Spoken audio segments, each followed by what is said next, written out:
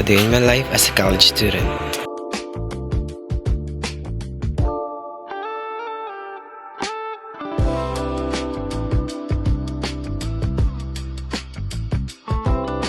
Get ready with me dahil may pasok tayo mula alas 7 hanggang alas 4 ng hapon.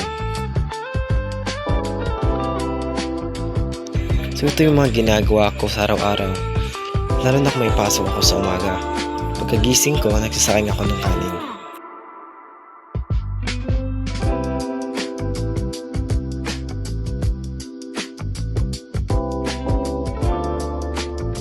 Minsan naninibago ako kasi as a new college student na nakakaranas ng boarding house.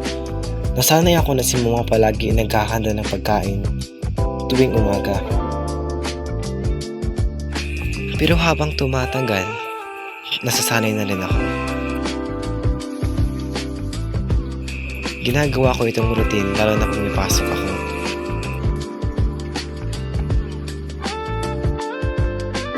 Minsan challenging siya.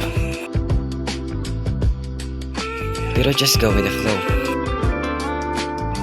Minsan challenging siya sa araw-araw. Lalo na pag may maraming mga activities o mga pinapagawa sa school.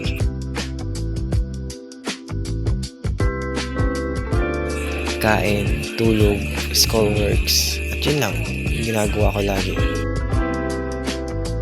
Minsan breakdowns. Dinadaan ko sa iyak lalo na pag may mga problema akong hindi ko masolusyonan. Pagkatapos nun, go ulit, sabak ulit.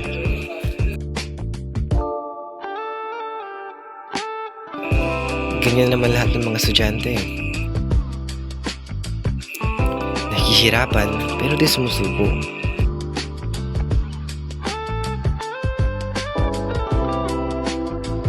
Minamotivate ko na lang yung sarili ko na gawin lahat kung anong mas nakakabuti para sa akin. Kasi lahat ng mga nangyayari ay may rason. That's all. Thank you.